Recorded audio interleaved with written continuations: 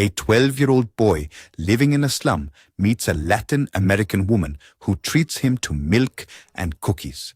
She had hidden small bags of glued goods there. She seemed to try to slip one of the bags into the boy's pocket, but the plan failed. This was not surprising, as the woman herself was an addict who used illegal substances. Michael, also known as the Kid, transported goods from one point to another. We learned that Esteban, the gang leader, entrusted this job to the boy, whom his sister was interested in. His sister Chili warned him that if there were drugs in the bags, she would kill him. Because of his part-time job, Michael was constantly late for school. Suddenly, a bag fell from the woman's pocket, and the boy secretly picked it up without anyone noticing. The boy, nicknamed Higjun, has a good friend named Chucky. He is a bit of a loser, cannot play basketball well, and recently lost $6 playing cards. Michael constantly has his eyes on a girl named Rosie. Finally, he gathered the courage to approach her. But in his view, it was not Michael, but the girl who kept staring at him. Rosie teased the boy, saying she liked his fat white friend. She also said her mother is white and they live in a fancy house. The girl told Michael he would never get rich or be able to buy a Porsche. But the reality was quite different. In a secret spot near the railroad tracks, he had hidden a thick stack of dollars in a rusty cage, and he added one more bill to it.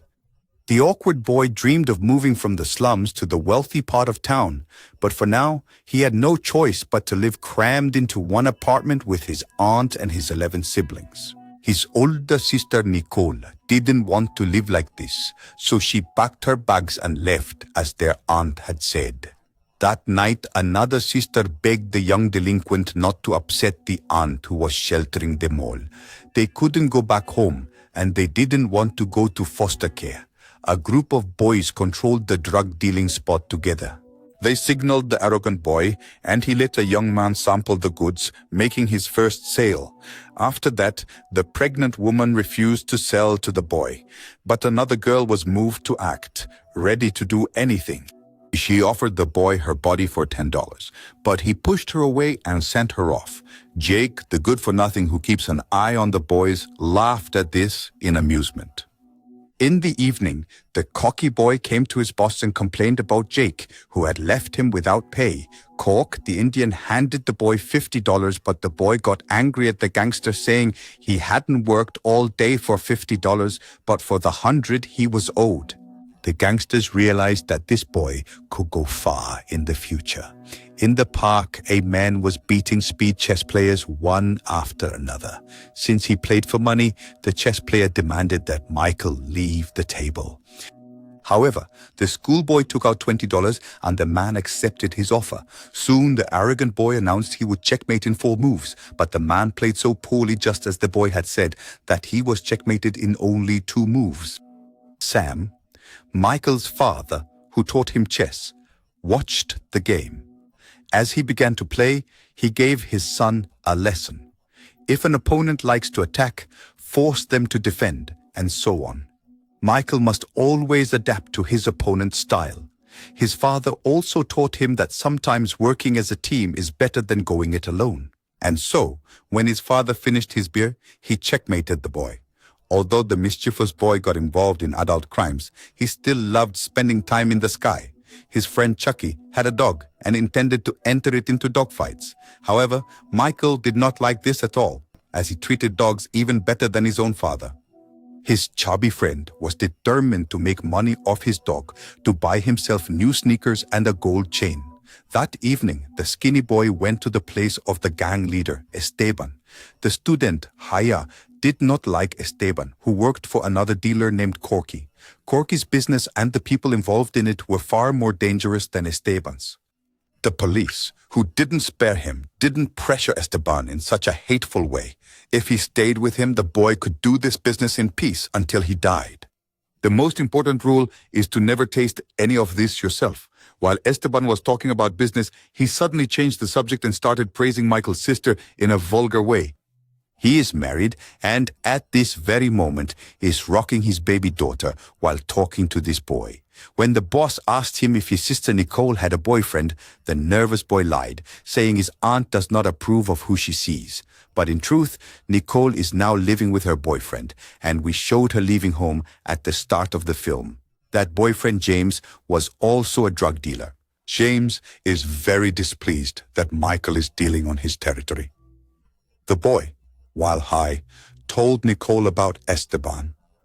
But his sister only saw James because of his arrogant demeanor. She did not want to be with Esteban because Esteban treated her like a queen. But Nicole thought of herself as nothing more than worthless trash. She stayed with James because he treated her in that very twisted way.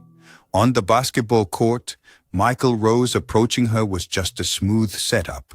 At that very moment, a highly skilled young player was single-handedly crushing the team of thugs. Jake stopped him roughly and slammed him hard onto the asphalt. But the boy didn't even care. He got up and continued the game.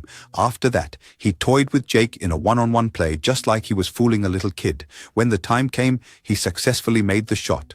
Suddenly, a crazed thug pulled out a handgun and shot the talented boy who could have been an NBA star. He approaches those standing in the distance, demanding they tell everyone what just happened. On the dance floor, only Michael remains deep in shock because a bullet had struck Rosie in the neck. The girl died right before his eyes. When questioned by the police, the arrogant boy claimed he saw nothing and only heard the gunshot. For the boy, it has now become difficult to focus on his chess game. His father noticed that every time Michael had to move a piece, he felt the pain as if it were his own body, but his father told him that he must understand that all of this is just a means to reach the opponent's king. His father told him, "Perhaps you think of your pieces like your friends, but you must always be ready to sacrifice your friend." It is also important to make your opponent lose their composure. If you can achieve that, you can attack with confidence, he taught. Michael had never been able to beat his father before. Sam approached his son. Inside his trailer home, chess pieces were scattered everywhere, and the shelves were full of trophies. The walls were covered with pictures of famous chess grandmasters. Sam had played against all of them, but had never once won. Yet he was certain that if they had raced in the park, life would have pressured them, and if they had gambled their money, they would have folded, and he would have beaten them all. He also remembered his sister, Nicole. When she appeared out of nowhere as a child, it felt like an angel had descended from heaven. She was such a beautiful and adorable girl. Chucky brought his pet dog to a dog fight. Roscoe the dog did not look like a fighter at all. At this moment, Jake the officer arrived there too. The cocky boy and he locked eyes. They took the collars off the dogs and they attacked each other. Strangely, Roscoe, who looked harmless, tore the fierce dog apart. A happy Chucky took his money, but Michael told him not to bring the dog here again. Instead, he said they would make real big money. He came over, and the arrogant boy set up his pieces on the chessboard, strictly warning his siblings that no one was allowed to touch them. He was starting a special game. The arrogant boy and his friends saw Stephanie's sister lying on the bed, naked and drugged. He thanked the boss for sending his sister to him, but then kicked Chucky out of his room. He wanted the cocky kid to go on a trip. He was sure this boy would soon reach the top. The cocky kid then went to Hector the dealer and asked him to show him a large amount of goods. He made it seem as if he had sent Corky in place of Jake, who was currently hiding from the police. The cocky kid took all his saved money out of the stash. They agreed to have a large shipment delivered in 1 hour. Chucky went around bragging that he was now a big-time dealer and would be selling the stuff by the kilogram. Another friend asked Michael why he hung out with such a stupid, brainless dealer like Chucky. The friends then arrived at the bookstore and picked up the 2 textbooks they had reserved for themselves. On the subway, Chucky looked around and, having drawn the attention of the police, realized they needed to clear the situation. He was very frustrated that his heavyset friend kept getting them into trouble like this. People were already following the boys. When they reached the abandoned secret location, Chucky pulled out 2 handguns from somewhere. A stunned Michael grabbed one and threw it away immediately, but Chucky refused to give the second one to his friend. Stepan had hidden his goods under the floorboards here. The cocky boy replaced them with the powder he had hidden inside the textbooks at Hector's bookstore. The fat boy kept refusing to drop the second gun. He felt Michael was disrespecting him, so he boasted that he would carry out the job on his own. Suddenly, a car pulled up in front of the boys. Instead of just running away, Chucky started shooting at the robbers, and after hitting one, his handgun slid under the car tire. The tire crushed the gun and pinned the boy's hand. Michael returned, but he couldn't help his friend at all.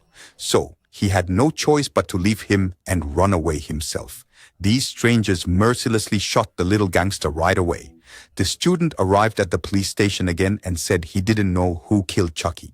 The detective decided what to do with the boy and left his business card, telling him to stay close. His aunt told Michael that because of him, she could not risk the safety of the other 11 children and that she would send him to a foster home as soon as a spot opened up. At school, a curly-haired boy blamed Michael for Chucky's death and attacked him. A car was waiting for the cocky boy at his home, and they shoved him inside and brought him to Corky. Corky believed that since Stepan had started selling the same goods as him, he was trying to ruin his market. But the cocky boy said he did not work for Stepan and lied, saying that Jake had wanted him. Jake was very surprised and wanted to shoot the lying boy right away. But he didn't shoot him. The cocky kid said he had been using toys to steal money from Jake's bank. He also claimed he had been secretly dealing with his partner for a long time, planning to take over Corky's business and become the main player. Jake was struck hard by his accomplice with a chain. He kept insisting that the cocky kid had made all of this up just to frame him. But where would a student get $5,000? Corky beat his men with a heavy chain and asked the arrogant boy who was supposed to sell the goods on the street. He pointed to James, his sister's boyfriend, and said he only comes home after 6 o'clock. He said he had to go to him right at that moment. After that, the student came to Esteban and complained that Corky's men had attacked him. The arrogant boy lied again, saying that Corky was planning to sell Esteban's goods and take over a part of his business. Furthermore, he claimed that Nicole, the sister Esteban was madly in love with, had told him about it. He had previously lied, saying that his sister did not see anyone. In reality, he said my sister is sleeping with James. He also said that the drug dealers James and Corky are planning to get Esteban out of the way. The two of them meet all the time. He said they were scheduled to meet again today, after 6 o'clock. Soon, Esteban saw it with his own eyes and believed the boy. He said, "Fine, if it's war, then it's war," and stabbed the driver. Esteban's savage group approached the location, and the boy, Higjun, pushed forward to witness the bloody drama he had orchestrated. He finished off all of Corky's thugs. James tried to escape, but Esteban dragged him back inside.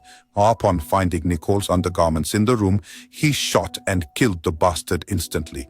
They lost one man. Chili was lying on the asphalt next to Corky. Young Higjun managed to notice where Esteban put his murder weapon. The leader ordered his men to put down their weapons and leave the car somewhere, while he went to settle the score with Nicole. Higjun stopped the car and demanded to be shot. He ran to the nearest phone booth and called the detective. After that, he acted as if Esteban had nowhere else to go and would not leave him at the house. Suddenly, the doorbell rang and the police arrived based on the boy's information. As Esteban was leaving the room, the boy, Hee-jun, slipped something into his pocket. The detective entered the room and said they had received a call about gunshots heard from the house. Hee-jun stated that Esteban threatened to kill his sister. He also mentioned that the kidnapper and his men had eliminated Corky's gang. He even told them that James had recently been shot and killed due to a misunderstanding. Nicole claimed her brother was lying, but Hee-jun explained that his sister was only defending him because she was afraid of the criminal. He also revealed that Esteban had hidden his gun inside his jacket. In reality, Michael himself had secretly stolen the gun from the robber's car. Hee-jun also said that he was the one who hid the 2 kilograms of drugs under the mattress. In the end, Esteban realized that he had been completely outsmarted and played for a fool by the boy. Michael was ready to testify against Esteban in court, but he set a condition that he and his sister Nicole must be moved from the slums to a safe place. And so, the chess game ended. In the park, his father Sam scolded his son for arriving 1 hour late. He finished his game of chess, looked toward the door, and the movie ended with Michael crying his eyes out.